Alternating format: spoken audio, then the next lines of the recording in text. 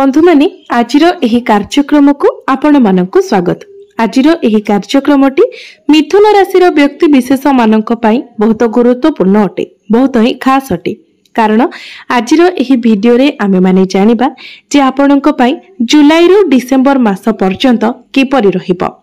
वर्षर 6 मास बीती सारिछि, आउ जे 6 मास रहिछि अर्थात जुलाई 2025 रु डिसेंबर 2025 एही 6 मास मध्यरे आपणक जीवन रे केउ सब बड़ परिवर्तन हेबाको जाउछि।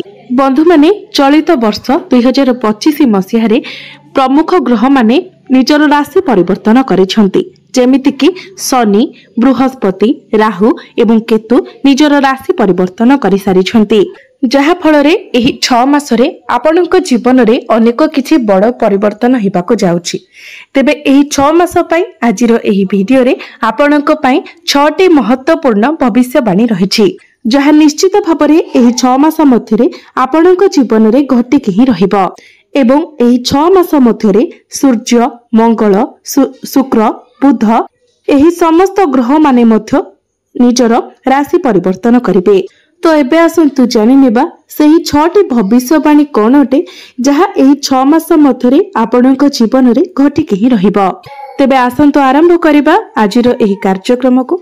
तेबे ता पूर्वरु जदि आपणकर मिथुन राशि होई थाए तो वीडियोटी को लाइक करी चैनल टी को सब्सक्राइब करि देबे एवं कमेंट बॉक्स रे भक्ति एवं श्रद्धार सहित जय श्री जगन्नाथ निश्चय लिखिबे। तो बंधु माने आजिर एही कार्यक्रमटी आपणकर जन्म राशि तथा चंद्र राशि उपरे आधारित अटे। तेबे राशि चक्रर 12 गोटी राशि मध्यरु तृतीय राशि हेउछि मिथुन राशि। तेबे जुलाई मास आरंभ रे आपणक कुंडलीर प्रथम भावरे विराजमान अछंती गुरु एवं सूर्य, द्वितीय भावरे विराजमान अछंती बुध, तृतीय भावरे विराजमान अछंती मंगल एवं केतु, नवम भावरे विराजमान अछंती राहु, आपणक दशम भावरे शनि विराजमान अछंती एवं द्वादश भावरे शुक्र विराजमान अछंती। तेबे बंधु माने आपणकर राशि स्वामी हेउछंती बुध।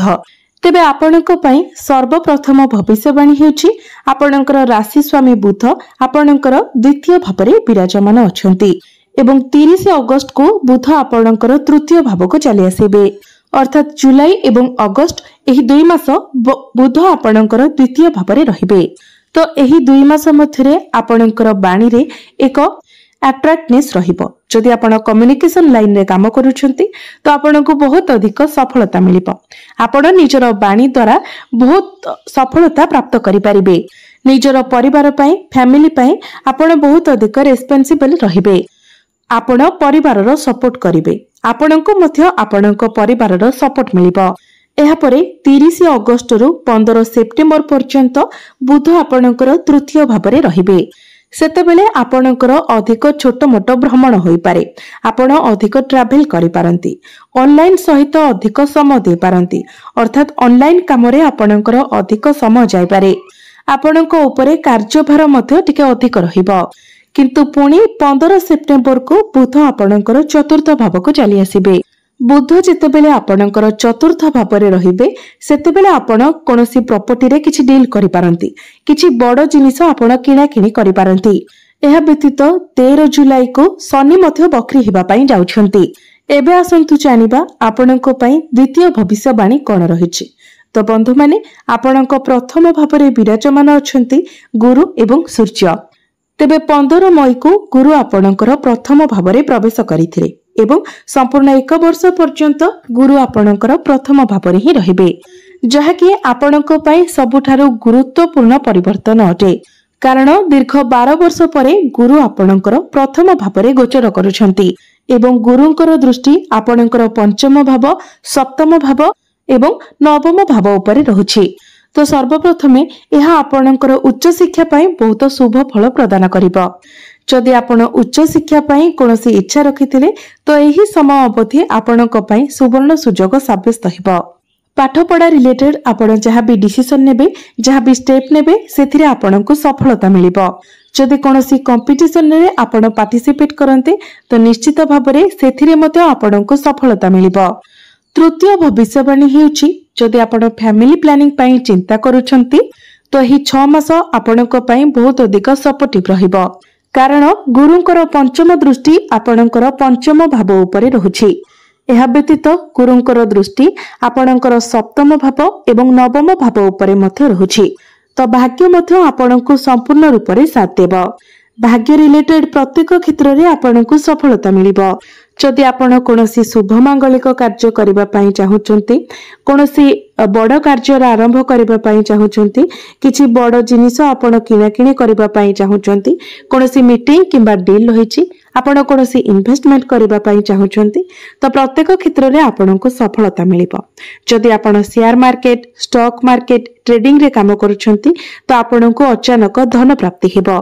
जो व्यक्ति मानकर आज पर्यंत विवाह होई पारि नाही, से मानकर विवाह योग मध्य खोली जिवो। खूब शीघ्र आपणकर विवाह मध्य होई जिवो। अर्थात आपणक घर परिवार रे किछि ना किछि शुभ मांगलिक कार्य निश्चित भाବରେ हेबो। एबे आसंतु जानिबा आपणक पई चतुर्थ भविष्यवाणी कोन रहिछि। बंधु माने शनि आपणकर दशम भाବରେ विराजमान अछंती। शनि हेउछंती आपणक भाग्य भावर अधिपति। तेबे शनि जो भाବରେ विराजमान रही थांती, सेही भावर कार्य सहित आपणको अधिक समय देबाको होइथाय। अर्थात मिथुन राशि व्यक्ति विशेष माने जो मानक निकटरे पूर्वरु कोनोसी काम कार्य नथिला, आपण काम कार्यर संधान रे थिले, आपणको रोजगार एक बाट निश्चित भाବରେ मिलि जिवो। जदि पूर्वरु आपणकर काम कार्य रे मन लागु नथिला, आपणक मध्यरे आलसी रहुथिला, वर्तमान ताहा दूर होई जिवो। काम कार्य आपणकर आग्रह बढ़िबो। आपण निजर काम को सीरियसली नेबे। तेबे आपणक ऊपरे रेस्पोंसिबिलिटी मध्य बढ़िबो, जहा पई आपणको भागदौड़ करिबा पई मध्य पड़िबो। कारण दीर्घ 30 वर्ष परे शनि आपणकर कर्म स्थान को गोचर करूछंती। तेबे एही 6 मास मध्यरे आपणको आपणकर करियर रे प्रमोशन मिलि पारे, किंबा आपणको किछि मल्टीपल काम मिलि पारे। जोंठारे आपण काम करूछंती सेठारे आपणको एक्स्ट्रा किछि काम मिलि पारे, किंबा आपण अन्य किछि काम करिबा पई निजे मध्य आग्रही हेबे, जहा फଳରେ आपणकर इनकम बढ़िबो। एबे आसंतु जानिबा आपणको पई पंचम भविष्यवाणी कोन रहिछि। तो बंधु माने राहु आपणकर भाग्य भाବରେ विराजमान अछंती। 18 मई को राहु आपणकर भाग्य भाव को प्रवेश करिसंती एवं 1.5 वर्ष पर्यंत राहु आपणकर भाग्य भाବରେ ही रहिबे। बंधु माने जो व्यक्तिंकर भाग्य भाବରେ राहु विराजमान थांती, जन्मकुंडली रे जदि कोनोसी व्यक्तिर नवम भाବରେ राहु विराजमान थांती, तो सेठारे पितृदोषर निर्माण होइथाय। तो जेतेबेले आपण तरबरिया भाବରେ किछि कार्य करिथांती, तो राहु सेथिरे अधिक बाधा विघ्न सृष्टि करिथांती। तेणु आपण सबुबेले चेष्टा करंतु धीर स्थिर भाବରେ कामरे आगको बढ़िबा पई। आपणको आपणको कामरे सफलता, कारण आपणकर भाग्य भावर अधिपति शनि केंद्र रे विराजमान अछंती एवं चतुर्थ भाव को देखुछंती। किंतु राहु आपणकर भाग्य भाବରେ थिबा कारणरू काम कार्य रे आपणको टिके विलंब हेबो। तेणु आपण चेष्टा करंतु तरबरिया न होई, कोनोसी बहुत अधिक एक्साइटमेंट न होई, निजर काम को सुरुखुरु रे करिबा पई जेते पारिबे निजको स्टेबल रखंतु, शांत रहंतु। यह व्यतीत राहु आपणकर भाग्य स्थान रे थिबा कारणरू आपणकर पितांक सहित आपणकर जुक्ति तर्क होई पारे, मनांतर मतांतर होई पारे। सेथिपाई आपण निजर बाणी उपरे नियंत्रण रखंतु। एबे आसंतु जानिबा आपणक पई अंतिम भविष्यवाणी अर्थात षष्ठ भविष्यवाणी कोन रहिछि। स्वास्थ्य दृष्टि जदि देखिबा एही 6 मास आपणक पई बहुत भल रहिछि, किंतु किछिटा समय अवधि रहिछि जेतेबेले आपणक निजर स्वास्थ्य प्रति टिके ध्यान रखिबाको हेबो। तेबे 15 सेप्टेम्बर रु 10 अक्टोबर पर्यंत आपणको निजर खाद्य पानीय प्रति नियंत्रण रखिबाको हेबो। एही समय आपणकर पेट जनित समस्या टिके देखा देई पारे। एही समय आपणकर इम्यूनिटी सिस्टम टिके डाउन होई पारे। एही समय जदि आपण कोनोसी ट्रैवल ले जाउछंती सेतेबेले विशेष करी आपण निजर स्वास्थ्य प्रति ध्यान रखंतु, आपणकर खाद्य पानीय प्रति ध्यान रखंतु, नचेत आपणकर स्वास्थ्य रे समस्या देखा देबो। थंडा, ज्वर, काश एभली किछि समस्या देखा देई पारे।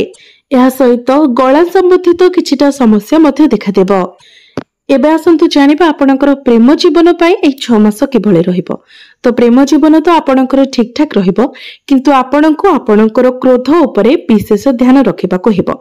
आपणको क्रोध को आपणको नियंत्रण रे रखिबाको हेबो, निजर बाणी उपरे नियंत्रण रखिबाको हेबो। राहुंकर दृष्टि आपणकर पंचम भाव उपरे रहुछि, जहा फल छोट छोट कथा को लेकिन आपणक मध्य आर्गुमेंट हो पारे नचेत 70 रु 80% आपणकर प्रेम जीवन भल रहिबो। जदि भी किसी समस्या आसे तो आपण निजे ही तार समाधान करबा पई चेष्टा करिवे। आपण निजे ही सब किछि रे एडजस्ट करबा पई चेष्टा करिवे कारण शुक्र आपणकर प्रथम भाव को आसी जिवे तापरे आपणकर द्वितीय भाव को आसीबे तो प्रेम जीवन आपणकर एही 6 मास रे भल रहिबो। एबे आसंतु जानि नेबा किछि प्रतिकार विषय जो प्रतिकार गुड़िक करबा द्वारा जहाँ किछिटा अशुभत्व रहुछि से गुड़िक खंडन होई जिवो एवं आपनकु अधिक मात्रा रे शुभ फल प्राप्ति हेबो। सेथि पय प्रत्येक दिन आपण गायत्री मंत्र 108 थर जप करंतु। प्रत्येक दिन बुधंकर बीज मंत्र 108 थर जप करंतु। प्रत्येक दिन शनिंकर बीज मंत्र मध्य 108 थर जप करंतु एवं प्रत्येक दिन आपण हनुमान चालीसा मध्य पाठ करंतु। तो बंधु माने आपणकर जीवन मंगलमय हेउ एहा ही ईश्वरंक निकटरे मोर प्रार्थना।